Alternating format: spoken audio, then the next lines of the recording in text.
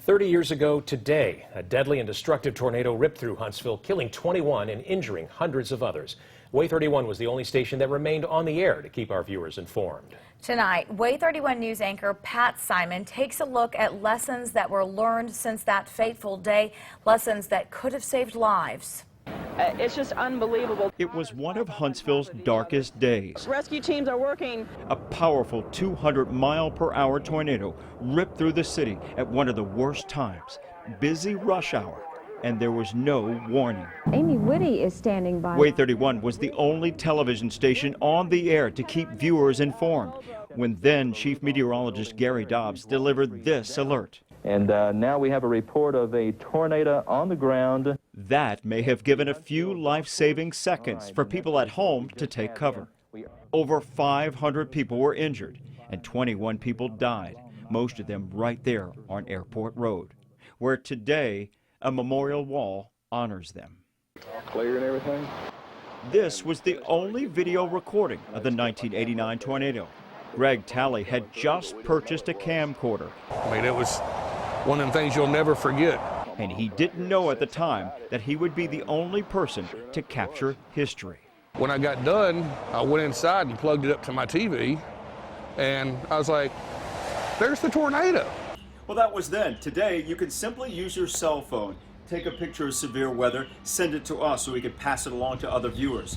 Times have certainly changed since that dreadful day 30 years ago. I just remember coming down here and going, this is unbelievable. Former WAAY 31 photojournalist Scott Beamish was among the first to arrive on the scene, recording history of the tornado's destruction. That day 30 years ago changed Huntsville television for the better. Meaning today, when severe weather warnings break out, WAAY 31 breaks in with what you need to know to seek shelter. Now is the time to get to that centermost room, to get to your safe place. WAAY 31 Chief Meteorologist Kate McKenna talks about today's technology and that it could have had a major impact 30 years ago.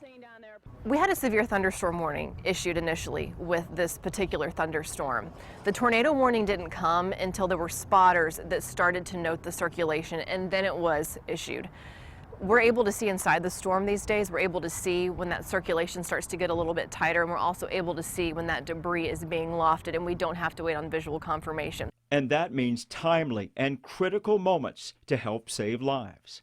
You give folks 20 minutes of lead time when you start to see those really good circulations on the radar and get that confirmation inside the storm before you get visual confirmation. That's only going to help increase your lead time, help with the warnings, and get those people to safety. Government emergency planning has changed as well over the last 3 decades with more effective drills and warning sirens.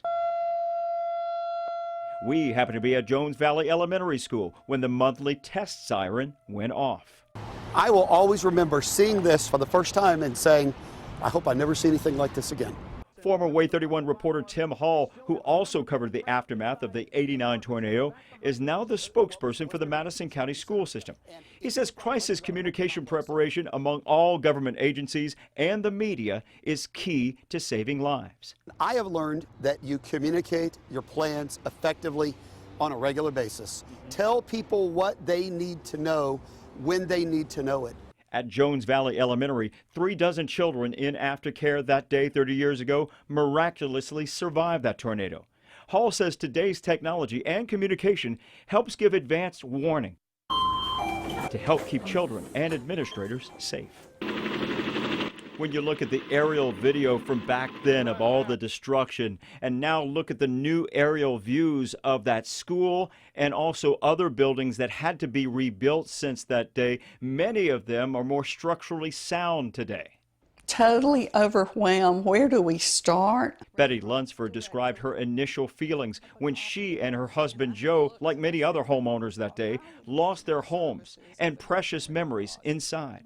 Today there are apps that allow you to make inventories of your belongings to avoid hassles when filing for after-storm insurance claims. And storm shelters have become more popular these days, and for those who live in mobile homes, counties like Madison have recently opened 2 storm shelters built to resist 200-mile-per-hour winds. Cars are just tossed left and right. We've learned valuable lessons since that deadly '89 tornado, and now more than ever, we have the tools to stay prepared and safe.